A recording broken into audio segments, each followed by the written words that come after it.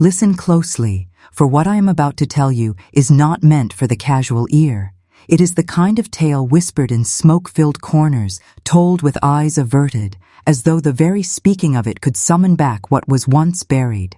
Imagine a house in Virginia, 1831, where the walls themselves were rumored to drink the breath of those who dared speak too loud. Now imagine a girl within those walls, enslaved, nameless, except for what her captors gave her. Mary. She did not speak. She did not need to. Her silence was not absence, it was presence, and it was heavier than chains. The Hollow Creek plantation, crumbling even in its heyday, stood like a monument to rot masquerading as grandeur. Cotton fields stretched skeletal under the moonlight, barns sagged with mildew, and the manor's windows flickered with a pale glow that could not always be explained by candles. Travelers on horseback avoided the road at night, muttering that the air around the estate was thick, metallic, and wrong, as though something unseen gnawed at the living. Inside, Master Westcott ruled not with power, but with paranoia, and Lady Letitia drifted through corridors whispering prayers in a tongue she half invented. But it was Mary the silence clung to most. She drifted through the house like smoke, carrying kettles of bitter teas, bundles of herbs, salves that smelled of sulfur. She listened, always listening, with eyes that saw too much. Some swore she spoke only in dreams, bending over the sick with a hum that felt older than scripture. Others whispered she had a pouch around her neck, sewn shut with her own hair, and that it pulsed faintly at night, like a heartbeat. Once, when the master struck her, she did not cry. She simply looked at him with a stillness so deep it unsettled him. Days later, his hound was found hanging from a tree, its eyes gone, its body burned. No one accused her, no one dared. Yet from that day, the master never touched her again. You must understand, Mary was no ordinary girl. She was an instrument, whether of vengeance, of ritual, or of something far older, no one could say. But when the family began to fall ill, when guests vanished without trace, when the house itself seemed to lock its doors from the inside, the truth became undeniable. Silence had become the loudest scream. The plantation records list her simply as girl, mute, kitchen duty. No birthplace, no family, no origin but the ink of her master's ledger. Yet there were those in the quarters who whispered she carried a lineage older than chains, something carved not in parchment but in bone and blood. When others prayed to survive, Mary's silence felt like prayer inverted. An invocation, a summoning. The house had begun to rot from the inside. Crops failed, wells soured, and even the air felt heavy, as if it had weight and intention. The master called for more discipline. His so-called cleansings became rituals, lashings at dawn after forced confessions, always preceded by prayer. But prayer in that place was no shield. If anything, it was an invitation for darker things to listen. Mary's hands were steady as stone. Each morning she gathered herbs from the swamp, grinding them with patient rhythm. Chamomile, clove, wild mint, and others no one recognized, sharp-smelling, bitter on the tongue. She fed them to the mistress, Letitia, to calm her nerves, though the woman's eyes only grew more hollow. She served teas to the Reverend when he visited, and after drinking, he confessed he dreamed of voices singing in the walls. The other enslaved gave her wide berth. Some feared her, others revered her. They called her she who walks with the stillborn. One child claimed to see her speaking to someone in the fog by the swamp, a figure with no face. An old man muttered she was absence made flesh, before the overseer's whip silenced him. But still the stories spread. They had to. In a world where words could mean death, stories were survival. The house itself grew restless. Mirrors cracked for no reason. Footsteps were heard pacing the attic when no one was there. The pantry walls were said to bleed sap beneath the full moon. Guests began to whisper that the family was cursed, though no one dared say by whom, but in the quarters the answer was already known. Mary carried silence as a weapon. Every task, Every measured glance, every herb pressed between her fingers seemed part of a slow, deliberate weaving. She was stitching something unseen into the fabric of that household, and soon the fabric would tear. Because in the winter of 1831, Mary prepared a tea no one had ever tasted before. A tea bitter enough to leave a copper sting in the mouth, yet sweet enough that the master drank it without suspicion. That night, his prayers were interrupted by fits of choking. His lips turned black, and Mary's eyes, calm as still water, never looked away. The master's sickness did not come like an illness. It came like a haunting. His skin yellowed, his breath carried the metallic tang of blood, and his hands trembled as though unseen strings jerked at his bones. Physicians were summoned, but their powders did nothing. He cursed the swamp, cursed the workers, cursed even God, but he would not, he could not, look Mary in the eye again. Lady Letitia drifted further into her private madness. She began to pace the corridors at night, clutching her rosary of ashwood, whispering the same phrase over and over. She dreams in me. She dreams in me. When asked who she meant, her lips would quiver, but no name emerged. Only once did she scream at supper, pointing at Mary across the table. "You put things in my mouth while I sleep." The room fell silent. The master struck her to restore order, but Mary's face remained unreadable, tilted slightly, as though listening to voices the rest could not hear. It was then the house began to change. Doors latched themselves, windows refused to open. At night, the sound of keys rattling echoed through the halls, though no keys were missing. Guests muttered of draughts that smelled like sulfur, of pale shapes moving just beyond the reach of candlelight. One cousin visiting from Tennessee claimed the walls of his chamber wept clear water that tasted of salt. Mary continued her routine without hesitation. She ground her herbs, prepared her teas, swept the halls in silence. Yet her presence thickened with each passing day, like a shadow growing longer. In the quarters, whispers multiplied. They said she had roots in the old lands, that her silence was not muteness, but pact, that she had bound her tongue in exchange for power that moved beneath skin and soil. And then came the night of the gathering.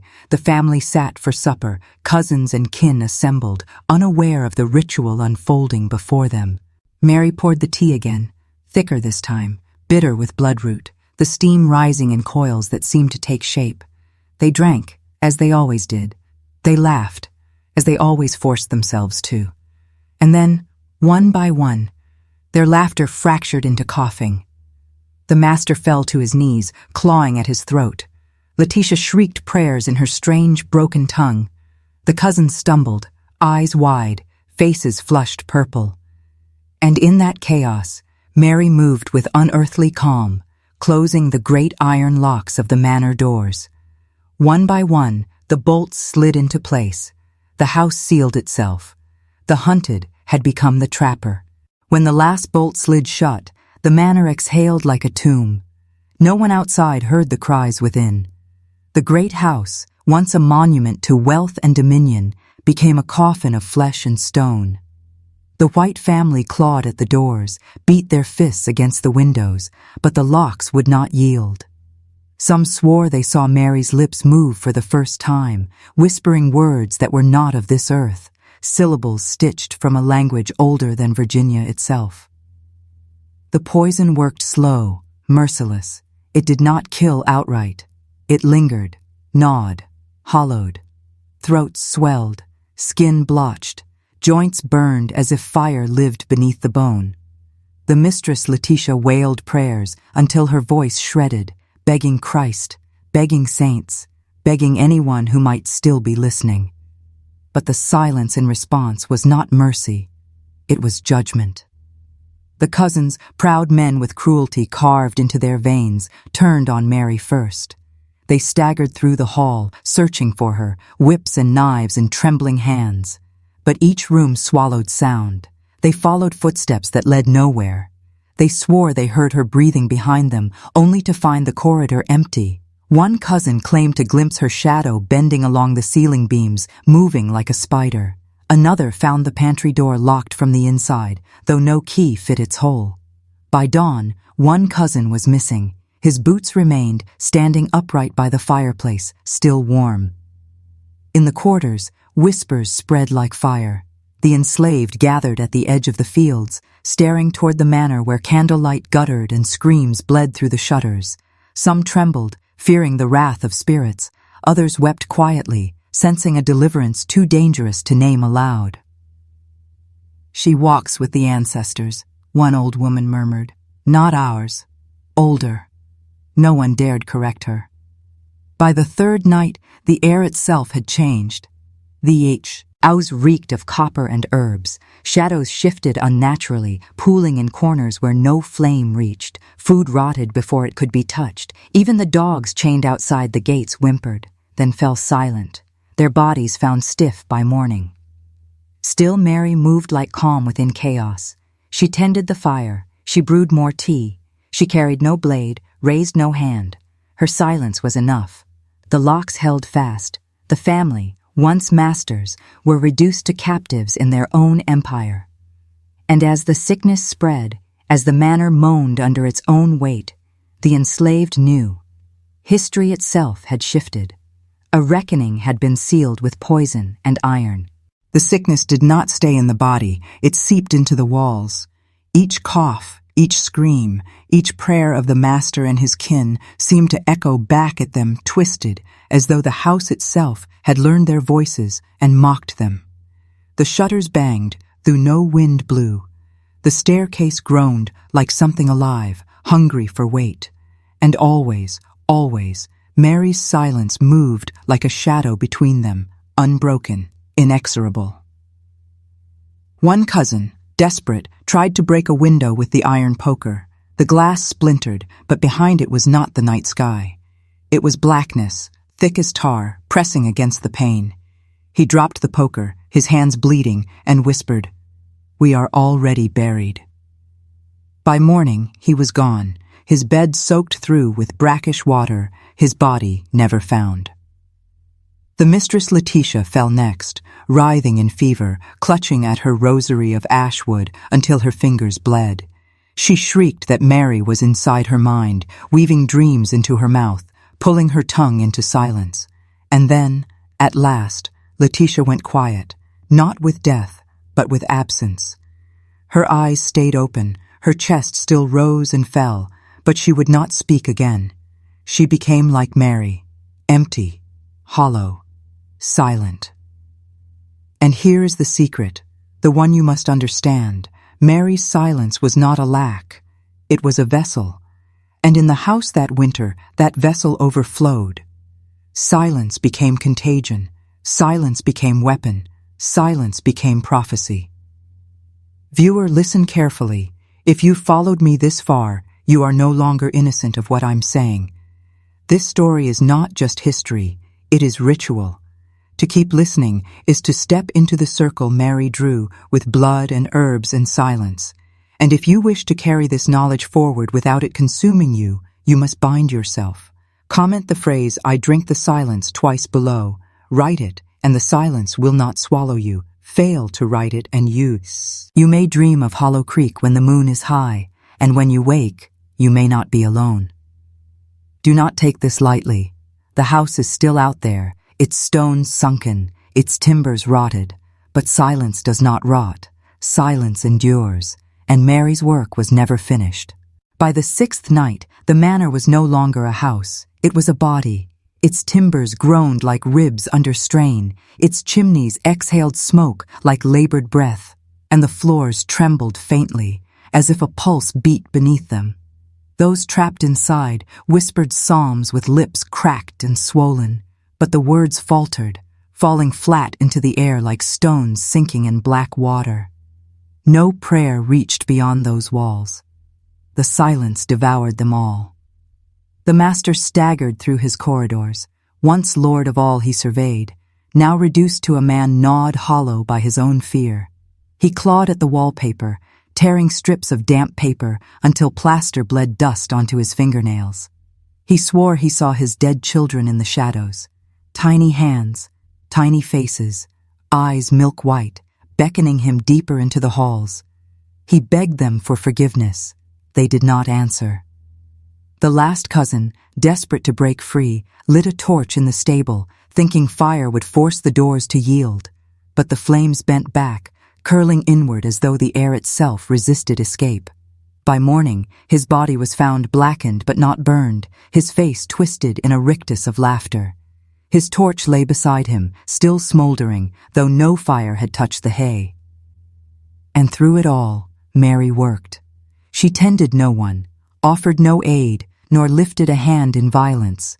She brewed her teas, swept her floors, and moved between rooms as though she walked through a ritual only she could read. To the captives, she was tormentor. To the enslaved outside, she was deliverer, or perhaps something greater. At the quarters, the people gathered at the edge of the fields, eyes fixed on the manor's shuttered windows. Some swore they heard singing, low, wordless, yet layered with harmonies that made their bones ache.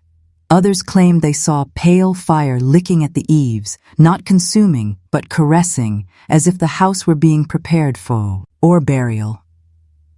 Fear and hope warred in equal measure. "She walks with something older than Christ," one woman whispered. "Something that remembers chains older than these." For some, Mary was vengeance incarnate, avenging not just her own suffering, but centuries buried in silence. For others, she was terror itself, wielding powers that did not distinguish between master and slave. And then the locks rattled, not to open, but to seal tighter. A sound like laughter moved through the beams of the house, though no throat made it, and those outside understood. The reckoning was not nearly finished. The seventh night was not marked by stars. The sky above Hollow Creek was smothered in cloud, the moon strangled, the fields black as pitch. Inside the manor, the air thickened until each breath was like swallowing cloth. The family lay scattered through the house, moaning, twitching, vomiting blood into basins that stank of iron and bile. And through it all, Mary glided soundless, carrying her kettle as if in procession. The master was the last to resist. Gaunt, trembling, his once commanding voice rasped with the broken authority of a man stripped bare. He cursed Mary with every breath, called her demon, witch, shadow. He tried to strike her, but his arm gave way as if his bones had hollowed. He collapsed to his knees before her, spittle hanging from his lips. For the first time in years, Mary lowered her gaze to him. No pity, no anger, only recognition. The kind given when the hunted finally sees the hunter has always been behind them. Then the house groaned. Doors slammed of their own accord. Windows splintered inward. The locks did not simply hold. They twisted, bent, sealing like flesh knitting over a wound. Candles blew out one by one, though no wind stirred, and in that darkness, the family began to scream, not together, but in waves, as though their cries were being played on some unseen instrument. From the quarters, the enslaved watched flames crawl up the walls inside without consuming the timber. Pale fire licked the rafters, outlining shapes that should not be seen by living eyes, serpents coiling through beams, faces pressed outward from the plaster, mouths open in silent howls. Some fell to their knees, weeping. Others whispered prayers. A few turned away, unable to bear the sight. The mistress Letitia was found sprawled in the chapel room, rosary clenched in her teeth, her eyes rolled white. The cousins had vanished entirely, though the echoes of their boots still clicked on the floors at night. And the master, when his voice finally broke, it did not sound human. It gurgled and rasped, like water pulled through a throat. He called Mary by a name no one understood, syllables not of English nor of Africa, but something older. She did not answer. Instead, she poured the last of her tea across the hearthstones. The fire rose higher, pale and cold.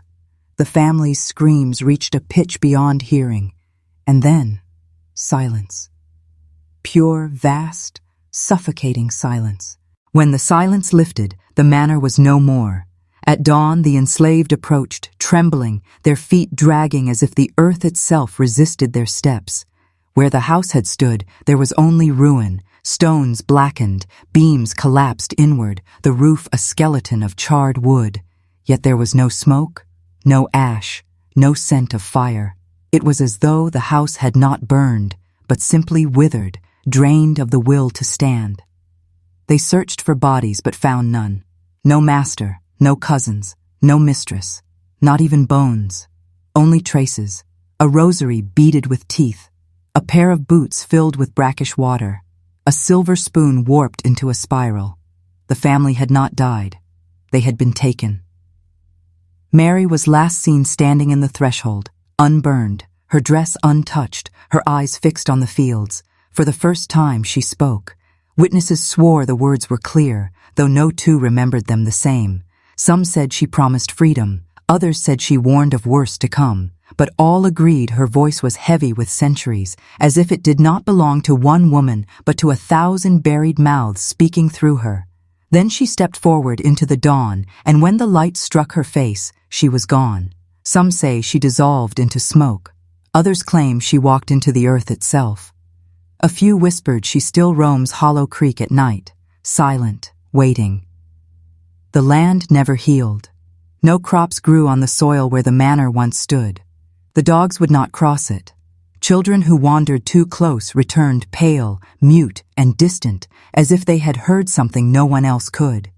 Even now, locals say the ground hums faintly when the wind dies, a sound like a locked door rattling from the inside. History buried the Hollow Creek revolt under other names, other stories, but the silence remains. And so does the warning. When cruelty festers long enough, it calls something older than justice. Tice, older than vengeance, something that does not forgive. You have carried this story with me to its end. But endings are only beginnings.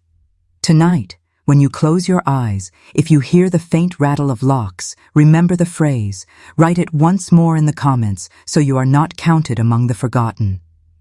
I drink the silence.